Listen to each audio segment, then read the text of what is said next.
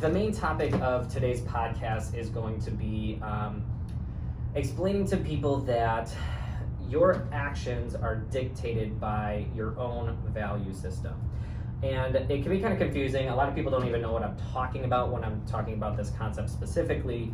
But basically, a very basic version of this is that whatever you're doing within your 24 hours from the moment you wake up to the moment that you go to bed, whatever you're doing means that you are valuing that thing. Now, I know that seems pretty straightforward, that there doesn't need an explanation about that. But when push comes to shove, we see this happen in fitness all the time.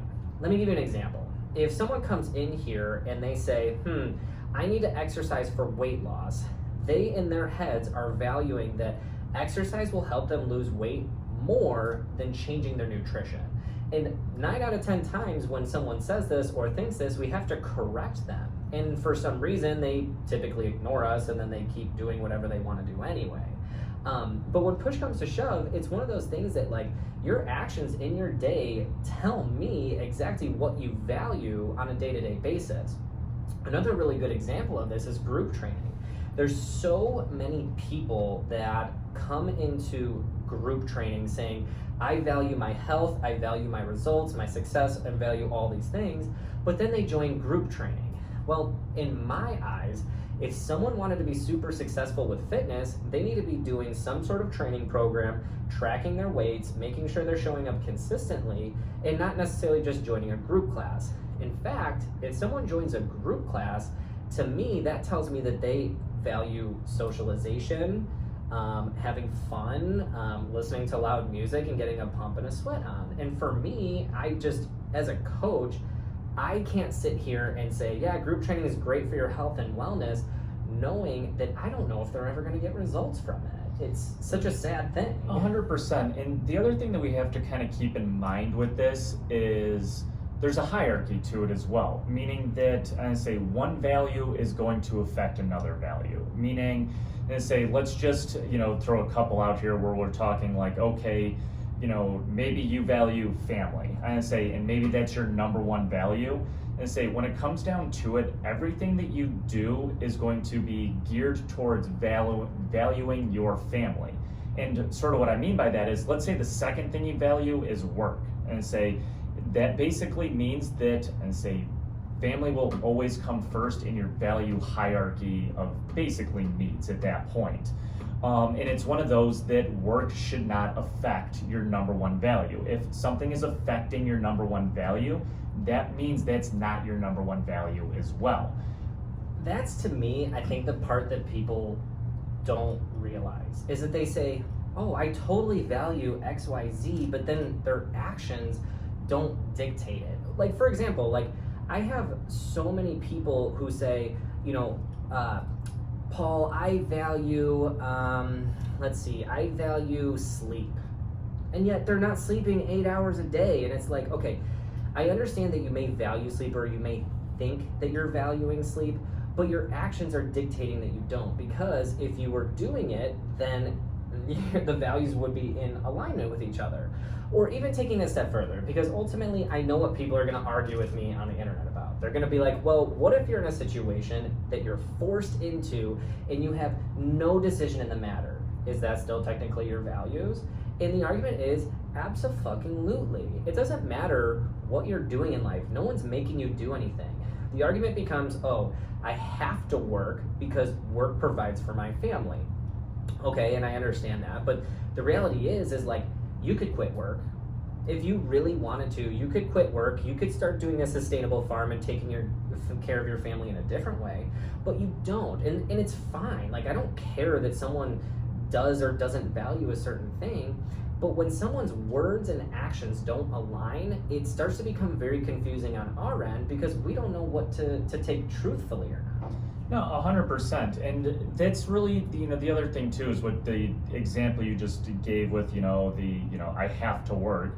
It's sure, you have to work because it's the easiest version.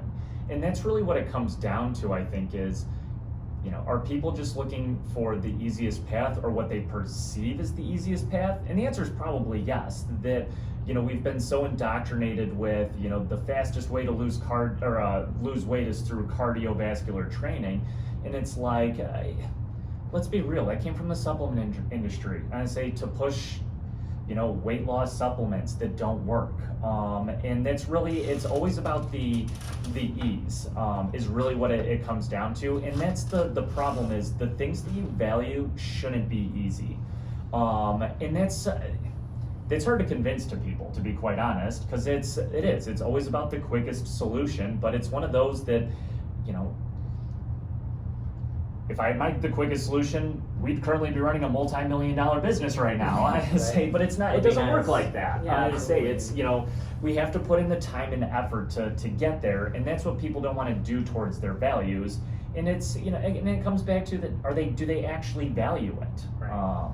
Because it even for me, it can come down to even on a smaller level, right? So recently I had a conversation with one of my clients, and I asked them, how many fruits and vegetables are you eating per day?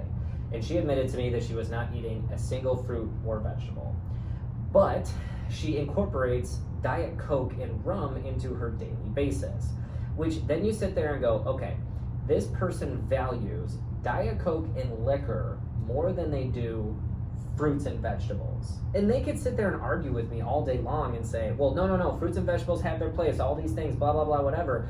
But until you start eating fruits and vegetables over your alcohol, you cannot seriously sit here and tell me that you are valuing fruits and vegetables over alcohol. Or how about the fact that some people's value systems are completely out of order, right? Like some people, when they come and work out, again, they go, I want to exercise to lose weight, when in reality they need to start with their nutrition or their sleep first. And it's like they're putting their values into the wrong thing. Now, whether that's their fault or they were educated wrong or what the case may be, I'm not sure. But one of my absolute favorite things about the fitness industry is that it allows people to change.